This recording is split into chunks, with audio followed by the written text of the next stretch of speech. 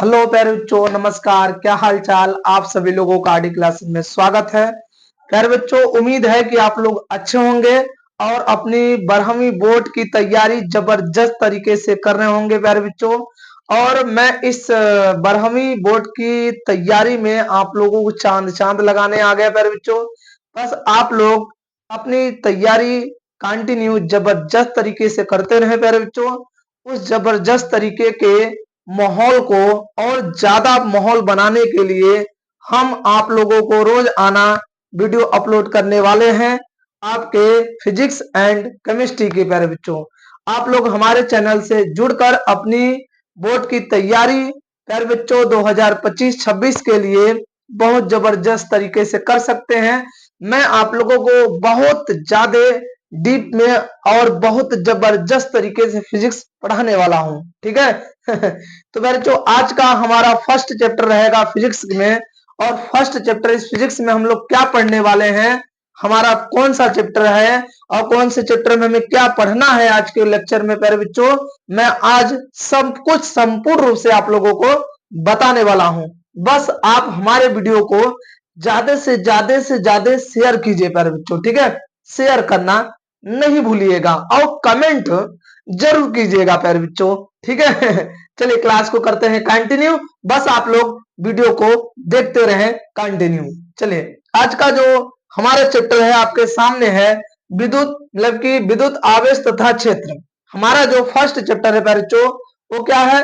विद्युत आवेश तथा क्षेत्र के बारे में हम लोग इस चैप्टर में चर्चा करने वाले हैं, ठीक है।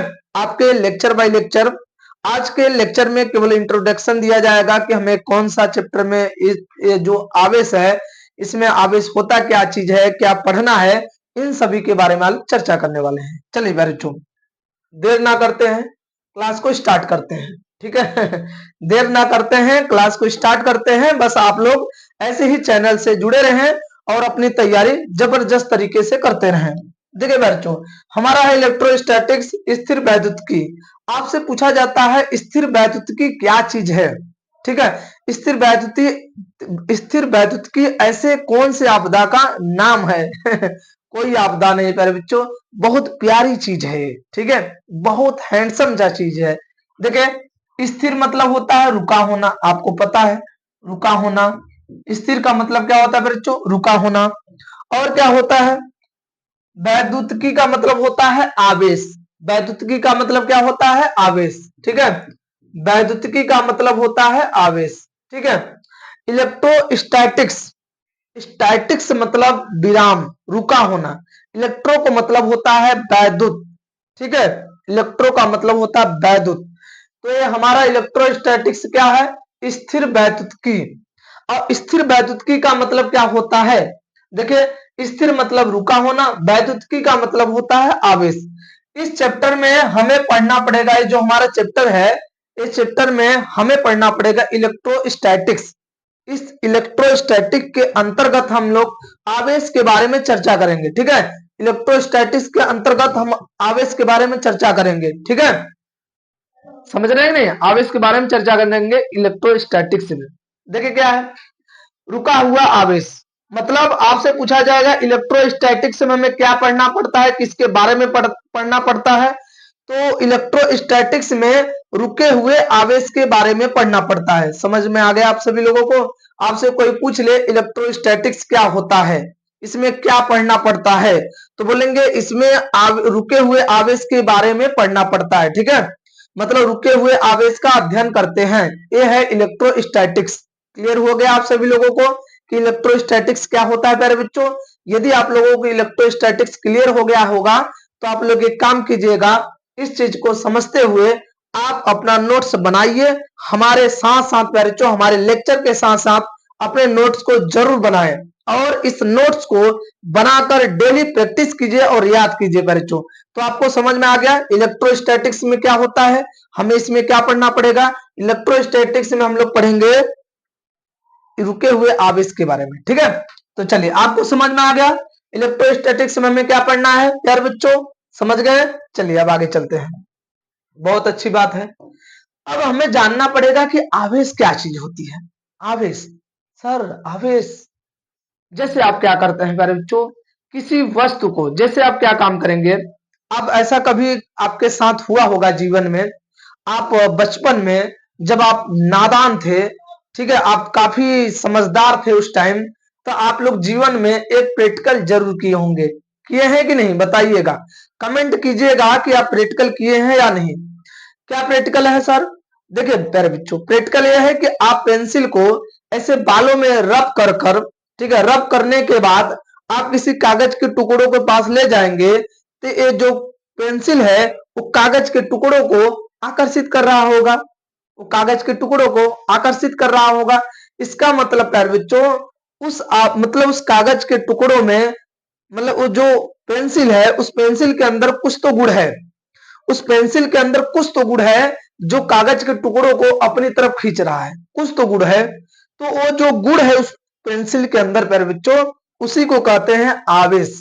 उसी को क्या कहते हैं? आवेश।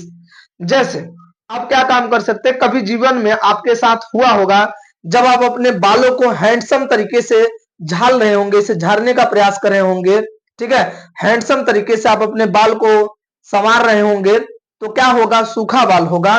तो यदि सूखे हुए बाल पर ऐसे कंघी लगाते हैं, तो कंघी बार बार बालों से रगड़ाने के बाद वो कंघी पर बच्चों ऐसा कंडीशन हो जाता है, कंघी और बालों के बीच में एक ऐसा संबंध हो जाता है कि आप कंघी को इधर ले जाएंगे तो आपके जो बाल है लहर लहर इधर जाएंगे, यदि आप अपने कंघी को इधर ले जाएंगे तो आपका जो बाल है वो लहरते हुए लहर लहर इधर जाएगा। ये आपके साथ हुआ है या नहीं? यदि हुआ होगा तो जरूर कमेंट कीजिएगा। इसका मतलब प्यारे बच्चों कि जो आपका आवेश है, मतलब कि जो कंघी है और जो बाल है, उसके बीच में कुछ तो संबंध है, और उसी संबंध के वजह से प्यारे बच्चों आवेश, मतलब उसी संबंध का वजह क्या है, उन दोनों के बीच में जो संबंध दर्शा रहा है, वो किसके वजह से वो संबंध आ रहा है? आवेश की वजह से। किसके वजह से आ रहा है प्यारे बच्चों? आवेश की वजह से। कभी आप ऐसा काम कर सकते हैं प्यारे बच्चों, दो गुब्बारा लीजिए, अपने बालों में से रब कर दीजिए, दोनों गुब्बारे को रब करने के बाद दोनों गुब्बारे को पास में ले जाइएगा। आप प्रैक्टिकल खुद कीजिएगा बच्चों। मैं कुछ चीजें मैं बता देता हूं, आपके साथ यदि कुछ प्रैक्टिकल हो गया होगा जीवन में, तो आप समझ लीजिए कि आप पहले से फिजिक्स पढ़ रहे थे, लेकिन आपको कोई बताने वाला नहीं था कि हाँ आपने इस प्रैक्टिकल कर लिया इस फिजिक्स का, लेकिन मैं आज आप लोगों को बता दिया कि आपने इस फिजिक्स के इस प्रैक्टिकल को कर लिया। इसका मतलब प्यारे बच्चों, आप साइंटिस्ट बनने के लिए तैयार हो चुके हैं। कोई बात नहीं प्यारे बच्चों, ठीक है। चलिए क्या काम करना है समझ में आप सभी लोगों को। मैं क्या बोला कि दो गुब्बारे को लीजिए, अपने बालों में से रब कीजिए, रब करने के बाद उन दोनों गुब्बारे को पास में लाइए, तो दोनों गुब्बारा पास में नहीं चिपकेंगे। देख लीजिएगा, दोनों गुब्बारा पास में नहीं चिपकेंगे। इसका मतलब बच्चों उन आप मतलब उन दोनों गुब्बारों के बीच में ऐसा संबंध है कि वो दोनों एक दूसरे को प्रतिकर्षित कर रहे हैं। तो एक दूसरे को जो प्रतिकर्षित कर रहे हैं, ऐसे एक दूसरे को दूर दूर भेजेंगे, तो एक दूसरे को प्रतिकर्षित किसके वजह से कर रहे हैं? आवेश की वजह से। किसकी वजह से प्यारे बच्चों? आवेश की वजह से। इसका अर्थ यह है कि आवेश के अंदर दो तरह से गुण हो सकता है, या तो आकर्षित कर सकता है या तो प्रतिकर्षित कर सकता है। समझ रहे हैं कि नहीं? आवेश के अंदर दो क्वालिटियां होती हैं, या तो आकर्षित कर सकता है या तो प्रतिकर्षित कर सकता है। ठीक है, आपसे कोई पूछ ले कि आवेश क्या चीज है, तो आप क्या बोलेंगे? देखिए, आवेश पदार्थ का वह गुण है जिससे पदार्थ विद्युत तथा चुंबकीय प्रभाव का अनुभव करता है। एक तो ऐसी बात है, मतलब आवेश के वजह से आप कहीं पर वैद्युत क्षेत्र की जांच कर सकते हैं या चुंबकीय क्षेत्र की पता लगा सकते हैं, या फिर बच्चों उस आवेश वह आवेश क्या कर सकता है? वैद्युत बल और चुंबकीय बल उत्पन्न कर सकता है। समझ रहे हैं नहीं समझ रहे हैं? इसका मतलब आप समझते हैं बच्चों, समझना क्या है कि आवेश क्या होता है। आवेश के अंदर ऐसी क्वालिटी होती है कि कहीं पर आपको चुंबकीय क्षेत्र या वैद्युत क्षेत्र की जांच करनी है, तो आवेश को लेकर जाइए, आवेश बता देगा कि यहाँ पर वैद्युत क्षेत्र या चुंबकीय क्षेत्र है या नहीं। या तो आप एक और परिभाषा बोल सकते हैं, आवेश आवेश किसी वस्तु का वह मूल गुण है, आवेश किसी वस्तु का वह मूल गुण है जिससे वस्तुओं में आकर्षण एवं प्रतिकर्षण का गुण हो जाता है। समझ रहे हैं प्यारे बच्चों? क्या बोलेंगे? या करके एक परिभाषा और दे सकते हैं, बोलेंगे आवेश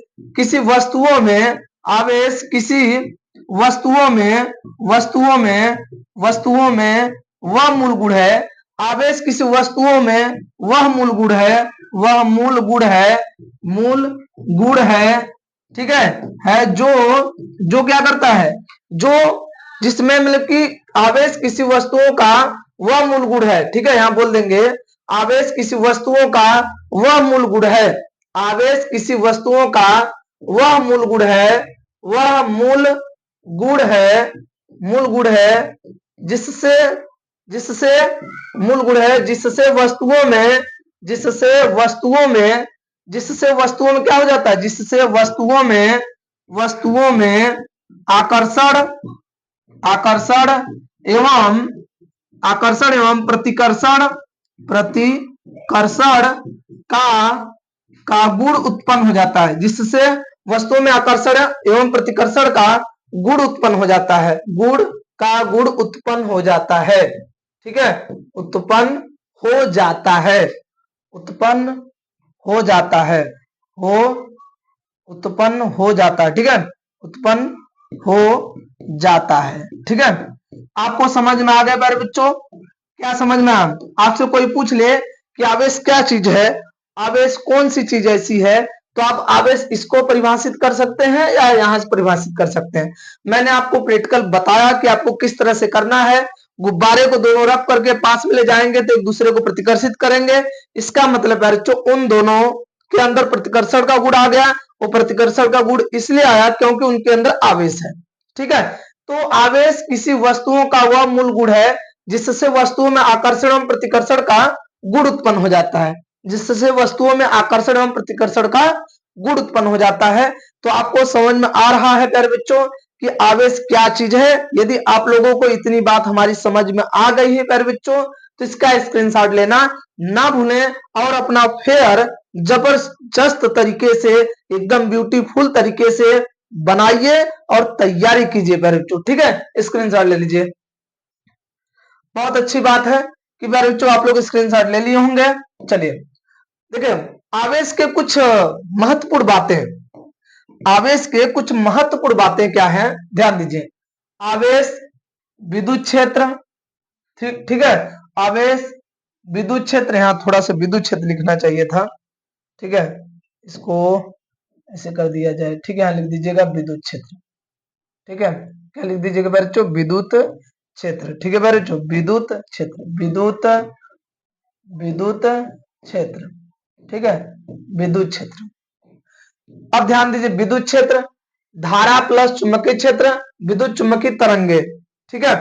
आपसे पूछ लिया जाएगा कि ये जो आवेश है यदि विराम में रहे, विराम का मतलब है बच्चों रुका हुआ, यदि ये आवेश रुका रहे, विराम में रहे, रुका हुआ रहे, तो बताइए कौन कौन सा क्षेत्र बना सकता है इन तीनों में से, विद्युत क्षेत्र, धारा या चुंबकीय क्षेत्र, विद्युत चुंबकीय तरंगे।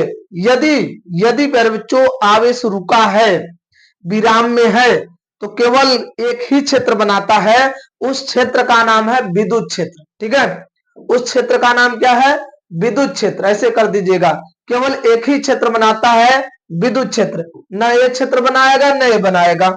इसका मतलब कोई बोल दे कि आवेश जब रुका रहेगा तो कौन सा क्षेत्र उत्पन्न होगा, तो विद्युत क्षेत्र उत्पन्न होगा, ठीक है। अब बच्चों आगे देखिए, बच्चों नियत वेग से, यदि आवेश नियत वेग से चलेगा, नियत वेग का अर्थ होता है उस आवेश के वेग में कहीं परिवर्तन नहीं हो, उस आवेश के वेग में कहीं परिवर्तन नहीं होगा। यदि वो नियत वेग से चल रहा होगा तो समझ लीजिए प्यारे बच्चों कि वह देखिए आवेश है तो विद्युत क्षेत्र रहेगा ही रहेगा, चाहे आवेश रुका रहे चाहे आवेश चल रहा हो, ठीक है। लेकिन एक क्षेत्र तो कंफर्म है, कौन सा, विद्युत क्षेत्र, आवेश के नाम से, ठीक है। तो आवेश नियत वेग से है तो विद्युत क्षेत्र उत्पन्न करेगा। यदि आवेश चल रहा है तो चुंबकीय क्षेत्र और धारा तो बहना ही बहना है, रुके कौन नहीं उत्पन्न होगा, विद्युत चुंबकीय तरंगे, ठीक है। उसके बाद लास्ट क्या है बच्चों, त्वरित, यदि आवेश त्वरित करेगा, त्वरित का अर्थ होता है आवेश के वेग में बदलाव होगा, आवेश के वेग में बदलाव होगा, आवेश हर जगह एक ही स्पीड से नहीं चलेगा, तब प्यारे बच्चों उसका जो वह कौन कौन सा क्षेत्र उत्पन्न करेगा, वह तीनों क्षेत्र उत्पन्न करेगा, क्या करेगा, तीनों क्षेत्र उत्पन्न करेगा। तो ये सब चीजों का ध्यान आप जरूर रखें, क्योंकि ये आपके ऑब्जेक्टिव के लिए ज्यादा ज्यादा महत्वपूर्ण है प्यारे बच्चों। ठीक है, यदि आप लोगों को हमारी बात इतनी क्लियर हो गई है तो आप लोग इसका स्क्रीनशॉट लेना ना भूलें। ठीक है मेरे बच्चों, क्लियर दिखाई दे रही है? बहुत अच्छी बात है, बहुत बहुत अच्छी बात है। चलिए, अच्छी बात है, आप लोगों को क्लियर हो गया होगा। चलिए, अब क्या पढ़ने वाले हैं प्यारे बच्चों, आवेश के प्रकार। आज हम केवल आवेश के बारे में ही पढ़ेंगे, फिर कल के लेक्चर में आप लोग पढ़ेंगे आवेश के गुण। लेकिन आज के लेक्चर में केवल हमें पढ़ना है आवेश के बारे में, केवल प्यारे बच्चों आवेश के बारे में। ठीक है, चलिए ध्यान दीजिए प्यारे बच्चों, क्या है आवेश के प्रकार, टाइप्स ऑफ चार्ज। आवेश दो प्रकार के होते हैं, धनावेश, ऋणावेश। आवेश दो प्रकार के होते हैं, एक धनावेश होते हैं और एक ऋणावेश होते हैं। ठीक है, तो चलिए हम इन सभी की चर्चा करते हैं कि धनावेश क्या होता है और ऋणावेश क्या होता है। समझ रहे हैं, धनावेश क्या होता है, ऋणावेश क्या होता है। देखिए बच्चों, एक कोई परमाणु है, ठीक है, एक कोई परमाणु है और ये परमाणु उदासीन है। क्या है बच्चों, उदासीन। ये परमाणु क्या है, उदासीन। यदि कोई भी परमाणु उदासीन होता है तो उसमें क्या दिक्कतें होती हैं, बताइए। यदि कोई परमाणु उदासीन होता है तो क्या होता है, यदि कोई परमाणु उदासीन है तो उसके अंदर प्रोटॉनों की संख्या और बराबर इलेक्ट्रॉनों की संख्या सब बराबर होता है। ठीक है, कोई पूछ ले कि यदि कोई उदासीन परमाणु है तो बताइए उसके अंदर कितने इलेक्ट्रॉन और कितने प्रोटॉन है। मान लीजिए इसके नाभिक में प्यारे बच्चों आपके 10 प्रोटॉन है, इसके नाभिक के चारों ओर कितने इलेक्ट्रॉन चक्कर लगा रहे होंगे, इसके नाभिक के चारों ओर 10 इलेक्ट्रॉन चक्कर लगा रहे होंगे। देखिए एक एक इस तरह से, ठीक है, 10 तो ऐसे घूमेंगे, सब बेचारे ऐसे घूमते रहेंगे, 10 इलेक्ट्रॉन ऐसे घूमते रहेंगे अपना। ठीक है, 1 2 3 4 5 6 7 8 9 और एक हो गया 10। ठीक है, 10 इलेक्ट्रॉन इस तरह से हैं। समझ रहे हैं प्यारे बच्चों। अब क्या किया जाएगा, मान लीजिए सपोज दैट मान लीजिए आप इस उदासीन परमाणु से एक इलेक्ट्रॉन बाहर निकाल देते हैं तो क्या होगा। प्यारे बच्चों, जब इस उदासीन परमाणु से एक इलेक्ट्रॉन बाहर निकाल देंगे तो क्या होने वाला है सर, कुछ बिगड़ थोड़ी जाएगा। आप सोचेंगे सर इसके अंदर से एक इलेक्ट्रॉन बाहर निकाल देते हैं तो कुछ बिगड़ थोड़ी जाएगा, ये तो वही रहेगा। नहीं प्यारे बच्चों, कुछ तो जरूर बदलेगा, कुछ तो जरूर बदलेगा, बदलना जरूरी है। हर एक इंसान को बदलते हैं, यहाँ मौसम बदलता है, दिन बदलते हैं, रात बदलते हैं, इंसान क्यों नहीं बदलेगा। इंसान भी बदल रहा है आजकल दुनिया में, तो प्यारे बच्चों ये परमाणु क्यों नहीं बदलेगा। ठीक है चलिए, अब क्या होगा प्यारे बच्चों, ये परमाणु इस उदासीन परमाणु के अंदर मतलब प्रोटॉन की संख्या +10 है, इलेक्ट्रॉन की संख्या -10 है। जोड़ेंगे तो टोटल आवेश कितना है, 0। जोड़ेंगे तो टोटल आवेश कितना है इसके अंदर, 0। ठीक है, टोटल चार्ज कितना है प्यारे बच्चों, 0 है। टोटल चार्ज आपके 0 है, आपको चिंता करने की कोई जरूरत नहीं है। चलिए, अब क्या काम करना है प्यारे बच्चों, चलिए बहुत अच्छी बात है, जो भी करना यहीं पर करना है। यदि इसके अंदर से इलेक्ट्रॉन बाहर निकाल देंगे तो प्रोटॉन तो रहेगा ही रहेगा 10, क्योंकि प्रोटॉन तो निकलेगा नहीं। क्यों, क्योंकि इलेक्ट्रॉन हल्का होता है और जो हल्के द्रव्यमान होते हैं उनको खींचकर बाहर निकालना आसान होता है, लेकिन जो भारी द्रव्यमान के होते हैं उनको खींचकर बाहर निकालना मुश्किल होता है। आपको भी पता है, आपसे कोई कह दे कि भारी वस्तु है एक स्थान से दूसरे स्थान तक ले जाकर रख दीजिए, कहेंगे ना ना बाबा ये हमसे नहीं होगा। लेकिन यदि द्रव्यमान कम है तो कोई बोल देगा एक स्थान से दूसरे स्थान तक ले जाकर रख दें, कहेंगे चलो भाई इस बाबा का इस बाबा का हम दया कर देते हैं, अर्थात मैं जीवन में कुछ उपकार कर दूं किसी ऐसे व्यक्ति का, इस व्यक्ति का जो वजन है, इस व्यक्ति के सामान का जो वजन है उस वजन को मैं एक स्थान से दूसरे स्थान तक ले जाके रख दूं, इसलिए क्योंकि उसका वजन कम है। तो आप ऐसा काम जरूर करने का प्रयास करेंगे, सोचेंगे प्राकृत में आए हैं तो कुछ दया करके जाएं। लेकिन वही वजन ज्यादा हो, ज्यादा उस बोझे का वजन है, आपसे कोई कह दे कि इसको ले जाकर एक स्थान से दूसरे स्थान पर रख दीजिए, तो आपके दिमाग में ख्याल नहीं आएगा कि भाई चलिए इसका भी दया कर दें, यदि प्राकृतिक में आए हैं तो कोई दया करने का भावना नहीं उत्पन्न होगा। ठीक है, आप फायदा देखते हैं तभी तो दया करते हैं। कोई बात नहीं प्यारे बच्चों। चलिए अब बताइए, इसके अंदर से यदि इलेक्ट्रॉन बाहर निकाल दिया जाएगा तो क्या होगा? बताइए इसके अंदर कितने प्रोटॉन बचेंगे? प्रोटॉन तो बचेगा 10। इलेक्ट्रॉन बताइए कितने बचेंगे? इलेक्ट्रॉन, इलेक्ट्रॉन की चर्चा कीजिए। 9 बचेंगे। 1 2 3 4 5 6 7 8 9। देखिए 9 इलेक्ट्रॉन बचेंगे। अब बताइए जब 9 इलेक्ट्रॉन बच रहे हैं तो बताइए टोटल चार्ज कितना आएगा? प्रोटॉन आपका है +10, इलेक्ट्रॉन टोटल है आपका -10, अरे सॉरी 9 है, -9। तो बताइए टोटल चार्ज कितना आएगा? +1 आएगा। टोटल चार्ज कितना आएगा? +1 आएगा। बहुत अच्छी बात है। बताइए जब इस परमाणु के अंदर एक इलेक्ट्रॉन डाल देंगे तो क्या होगा? इस परमाणु के अंदर एक इलेक्ट्रॉन भर देंगे तो क्या होने वाला है? इस परमाणु के अंदर एक इलेक्ट्रॉन भर देंगे प्यारे बच्चों, एक इलेक्ट्रॉन भरने से क्या होगा? अरे भाई कुछ थोड़ी परिवर्तन, अरे होगा क्यों नहीं, परिवर्तन होगा क्यों नहीं, ये तो बताइए। यहाँ +10, प्रोटॉन तो इतने रहेंगे, इलेक्ट्रॉन बताइए कितना हो जाएगा? सर इलेक्ट्रॉन तो बढ़ जाएगा। यहाँ 1 इलेक्ट्रॉन, 2 इलेक्ट्रॉन, 3 4 5 6 7 8 9 10 11। अब बताइए प्यारे बच्चों टोटल कितने इलेक्ट्रॉन हो गए? टोटल कितने इलेक्ट्रॉन हो गए यहाँ पर? जब इस परमाणु के अंदर एक इलेक्ट्रॉन डाल देंगे तो इस रूप का दिखाई देगा। जब ये इस रूप का दिखाई देगा तो बताइए इसके अंदर कितने प्रोटॉन है? +10। इसके अंदर कितने इलेक्ट्रॉन है? -11। टोटल घटाइए, टोटल चार्ज कितना है इसके अंदर? टोटल चार्ज -1 मिलेगा। टोटल चार्ज कितना मिलेगा? -1। प्लस प्लस कम मिला, ये जो प्लस माइनस दिख रहा है ना, इस यही चार्ज आपको, ये तो जो +2 +3 है ये तो वैल्यू है, लेकिन ये जो प्लस दिख रहा है प्रकृति है, इस वस्तु की प्रकृति है। इस वस्तु की प्रकृति कैसी है? और यहाँ पर ये जो माइनस दिख रहा है ना, इस वस्तु की कैसी प्रकृति है ये बताता है माइनस। बच्चों इसमें कितने इलेक्ट्रॉन है? इसमें इलेक्ट्रॉनों की कमी है और इसमें इलेक्ट्रॉनों की अधिकता है। अब बताइएगा बच्चों हमें कि धनावेश जब होगा तो वस्तु से, परमाणु से या वस्तु से इलेक्ट्रॉन बाहर निकलेंगे या अंदर जाएंगे? यदि कोई वस्तु धनावेशित रहेगी इसका मतलब वह इलेक्ट्रॉन निकालने के बाद धनावेश हो जाएगा। यदि कोई वस्तु ऋणावेश होना चाहता है तो इलेक्ट्रॉन को ग्रहण करके ऋणावेश हो जाएगा। इसका मतलब धनावेशित वस्तुएं कब होंगी? इलेक्ट्रॉन का बाहर निकालकर। कोई भी उदासीन वस्तु ऋणावेश होना चाहता है तो इलेक्ट्रॉन को ग्रहण करके होगा। देखिए ये उदासीन वस्तु इलेक्ट्रॉन को जब ग्रहण कर दिया गया तो इस रूप में दिखाई दिया। जब ये उदासीन वस्तु इलेक्ट्रॉन का त्याग किया तो ये इस रूप में दिखाई दिया। इसका मतलब क्या है? इसका मतलब क्या है? जब इलेक्ट्रॉन का त्याग किया तो प्लस आ रहा है, जब इलेक्ट्रॉन का ग्रहण किया तो माइनस दिख रहा है। इसका मतलब क्या है प्यारे बच्चों?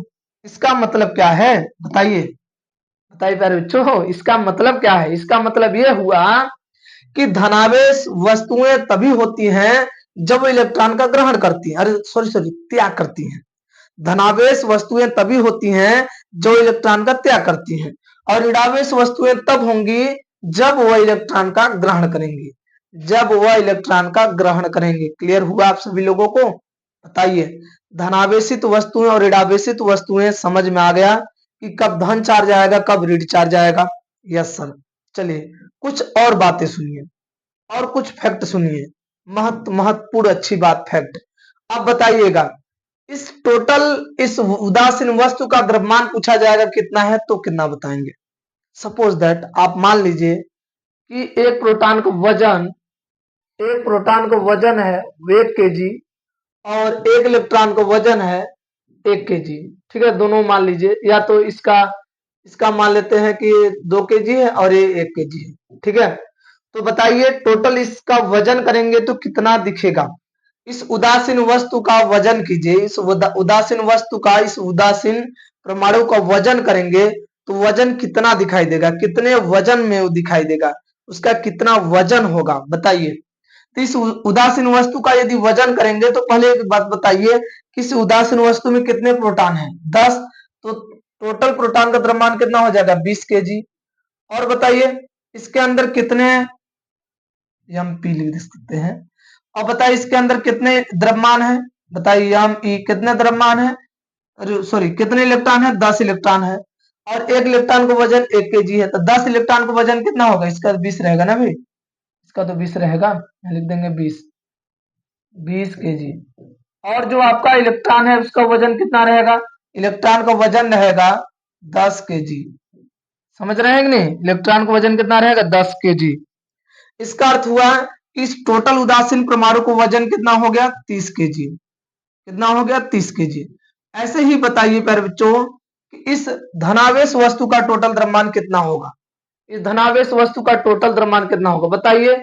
इसके अंदर प्रोटॉन का द्रव्यमान तो 20 kg ही रहेगा, इलेक्ट्रॉन का द्रव्यमान बताइए एमपी कितना, एमई कितना हो जाएगा, इलेक्ट्रॉन का द्रव्यमान कितने हैं इसके अंदर इलेक्ट्रॉन, 9 इलेक्ट्रॉन, और एक इलेक्ट्रॉन का वजन कितना माना गया है 1 kg, तो टोटल कितना हो गया 9 kg।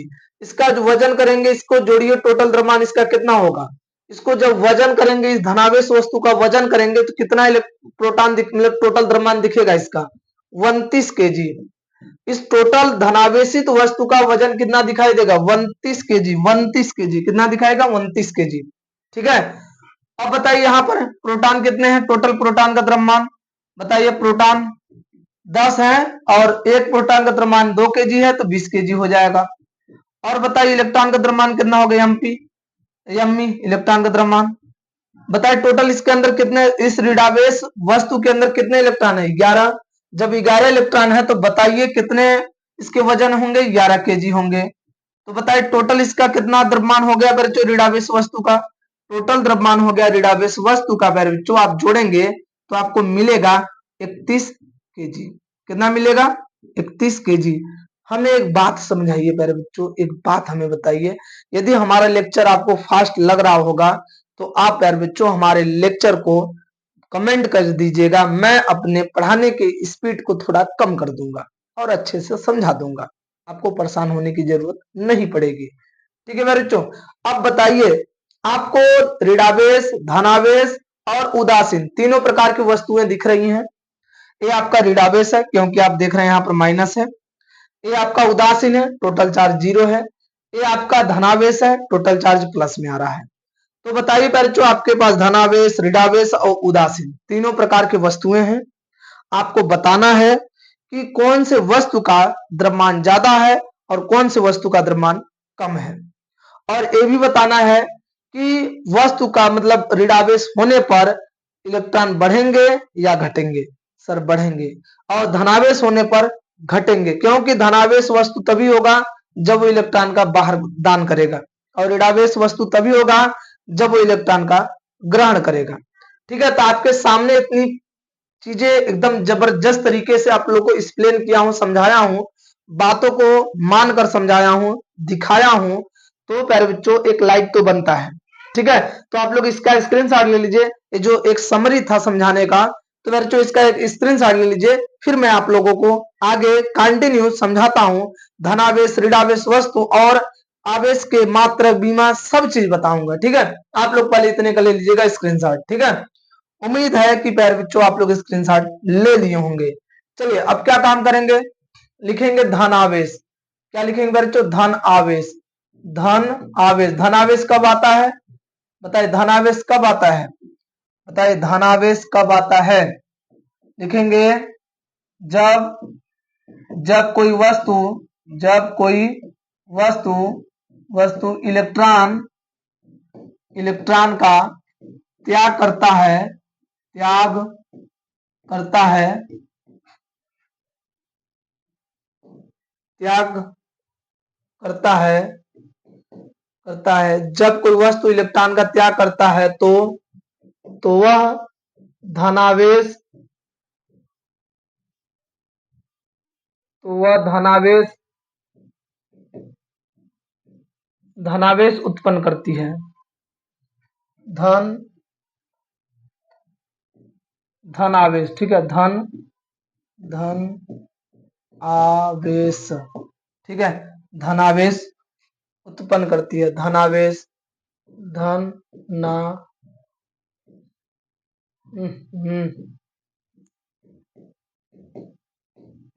धन आवेश यहां लिखा गया है। ठीक है, धनावेश धनावेश उत्पन्न करती है, उत्पन्न करती है। ठीक है, समझ में आप सभी लोगों को? धन आवेश क्या होता है? जब वस्तु इलेक्ट्रॉन का त्याग करता है तो वह धनावेश उत्पन्न करती है। ठीक है, इलेक्ट्रॉन का त्याग करता है तो वह धनावेश उत्पन्न करती है। तो बताइए इस कंडीशन में क्या होता है? पॉइंट पॉइंट लिखिए।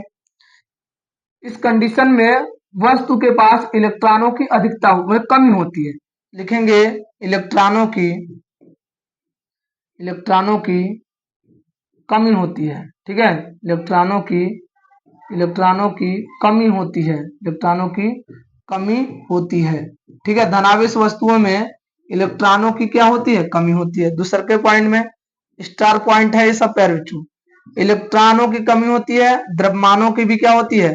कमी होती है। द्रव्यमान की कमी होती है, द्रव्यमान की कमी होती है। ठीक है, द्रव्यमान की भी क्या होती है? कमी होती है। ये धनावेश वस्तुओं में क्वालिटी है पैर बच्चों। धनावेश वस्तु में क्या क्वालिटी? इलेक्ट्रॉन की कमी होती है, द्रव्यमान की कमी होती है धनावेश वस्तु में। ठीक है, तो आप लोग बच्चों धनावेश की परिभाषा लिखने के बाद उसमें स्टार बना के इसे लिख लीजिएगा जैसे मैं आप लोगों को लिखवाया हूं। ठीक है, बहुत अच्छी बात है, तैयारी होगी चुकी होगी आप लोगों की। अब ऋण आवेश की बात करेंगे बच्चों। ऋण आवेश आपसे पूछ लिया जाएगा ऋण आवेश क्या होता है? बताइए जरा, बताइए बच्चों ऋण आवेश क्या होता है? बोलेंगे जो वस्तु, लिखेंगे वह वस्तु, जो वस्तु जो वस्तु वस्तु इलेक्ट्रॉन का ग्रहण करता है, करता है वह ऋणावेश उत्पन्न करता है, वह ऋणावेश उत्पन्न करता है। ठीक है, वह ऋणावेश उत्पन्न करता है जब वो इलेक्ट्रॉन का क्या करेगा? त्याग करेगा, सॉरी ग्रहण करेगा तो ऋणावेश उत्पन्न करेगा। ठीक है, और बताइए इसके स्टार पॉइंट क्या है? इसके स्टार पॉइंट है इनमें इलेक्ट्रॉनों की क्या होती है? अधिकता, इलेक्ट्रॉनों की अधिकता होती है, अधिकता। ठीक है, इसमें इलेक्ट्रॉनों की क्या होती है? अधिकता होती है। स्टार पॉइंट का अगला पॉइंट क्या है बच्चों? स्टार का अगला पॉइंट क्या है? स्टार अगला पॉइंट क्या है? स्टार का अगला पॉइंट ये है कि इसमें इलेक्ट्रॉन द्रव्यमानों की अधिकता होती है। लिखेंगे द्रव्यमान की अधिकता होती है, द्रव्यमान की अधिकता। अधिकता मतलब इसमें द्रव्यमान अधिक होता है, इसमें द्रव्यमान की अधिकता होती है बच्चों। देखिए ये धनावेश ऋणावेश वस्तु के बारे में चर्चा था बच्चों, तो आप लोगों को समझा दिया हूं। आपको कहीं से भी 1% की चिंता करने की जरूरत नहीं है प्यारे बच्चों। ठीक है, तो आप लोग ले लीजिएगा इतने का स्क्रीनशॉट। ठीक है, बहुत अच्छी बात है कि आप लोग स्क्रीनशॉट ले लिए होंगे। चलिए कुछ मैं आप लोगों को समझा देता हूं, जैसे विशेष पॉइंट में आवेश के बारे में। आवेश का विशेष है, किसका विशेष है बच्चों? आवेश के विशेष है। इस विशेष पॉइंट को जरूर लिखिएगा, विशेष डाल लीजिएगा अपने फेयर में और लिखिएगा फर्स्ट पॉइंट। यह एक आवेश एक अदिश राशि है, आवेश एक अदिश राशि है। मतलब बच्चों इसका कोई दिशा नहीं होता, राशि है, अदिश राशि है, राशि अदिश राशि है, अदिश राशि है। सेकेंड पॉइंट में इसका मात्रक बताइए क्या होता है? इसका मात्रक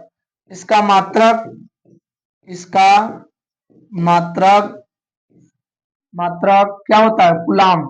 इसका मात्रक कूलाम होता है, इसका मात्रक कूलाम होता है।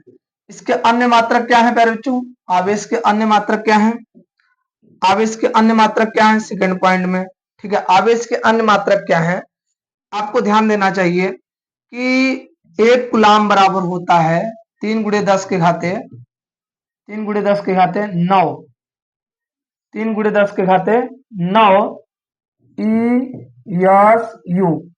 ESU का मतलब होता है इलेक्ट्रोस्टैटिक्स यूनिट, इलेक्ट्रोस्टैटिक्स यूनिट, स्थिर वैद्युतिकी मात्रक, स्थिर वैद्युतिकी मात्रक, इलेक्ट्रोस्टैटिक्स यूनिट।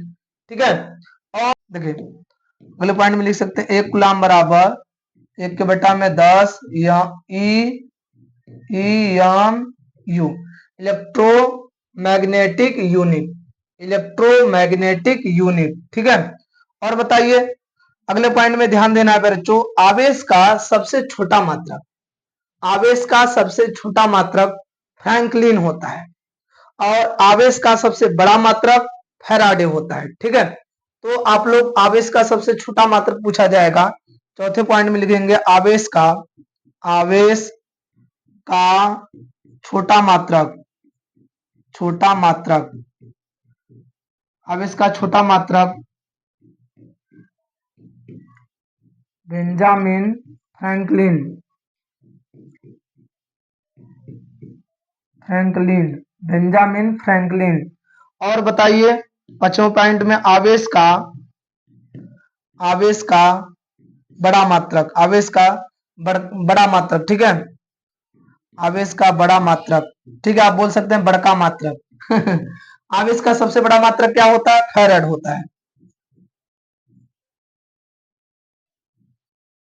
फैराड। आवेश का सबसे बड़ा मात्रक होता है फैराड। और एक फैराड बराबर कितना होता है? एक फैराड बराबर कितना कूलम होता है बच्चों? इसको लिख दीजिएगा, एक फैराड बराबर होता है 96,500 कूलम, इतना चार्ज होता है। ठीक है, आपसे पूछ लिया जाएगा कि आवेश की खोज कौन किया था, तो आवेश की खोज पर बच्चों यहीं पे लिख लीजिएगा, आवेश की खोज, आवेश, आवेश की खोज, आवेश की खोज कौन किए हैं?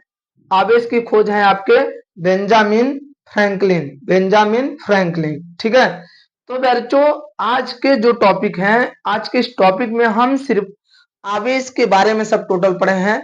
आवेश क्या चीज था, आवेश कितने प्रकार के होते हैं, आवेश के मात्रक, और प्यारे बच्चों आप लोगों को एक पढ़ाएंगे बीमा। ठीक है, आवेश के मात्रक, बीमा। तो पहले आप लोग इतने का ले लीजिएगा स्क्रीनशॉट। ठीक है, पहले आप लोग इतने का ले लीजिएगा स्क्रीनशॉट। क्लियर हो गया? चलिए बहुत अच्छी बात है। इसका बीमा बताइए, आवेश का बीमा छठवें पॉइंट में लिख दीजिएगा, आवेश का बीमा, आवेश का बीमा, आवेश का बीमा। आवेश का बीमा क्या होता है? आवेश का बीमा होगा एल टी टी ए होता है बच्चों। आवेश का बीमा क्या होता है? टी ए होता है। आवेश का बीमा क्या होता है? T A. ठीक है, तो प्यारे बच्चों आज हम आप लोगों को क्या पढ़ाएं इस लेक्चर में? हम इस लेक्चर में आप लोगों को आवेश के बारे में, आवेश की खोज, आवेश के मात्रक, बीमा, राशि, और प्यारे बच्चों आवेश के प्रकार, और कौन कौन से प्रकार होते हैं, कैसे होते हैं, कैसे धनावेश होता है, कैसे ऋणावेश होता है, धनावेश में क्या कमी होती है, ऋणावेश में क्या वृद्धि होती है, इन सभी के बारे में हम लोग चर्चा किए हैं। तो प्यारे बच्चों इस लेक्चर को देखकर अपना नोट्स जरूर प्यारे बच्चों जबरदस्त तरीके से बनाएं, आपको कोई दिक्कत वाली बात नहीं आएगा। तो ठीक है प्यारे बच्चों, आज के लिए इतना ही। Okay bye. आप लोग नेक्स्ट लेक्चर का इंतजार करें और कमेंट करें। ठीक है, बाय प्यारे बच्चों।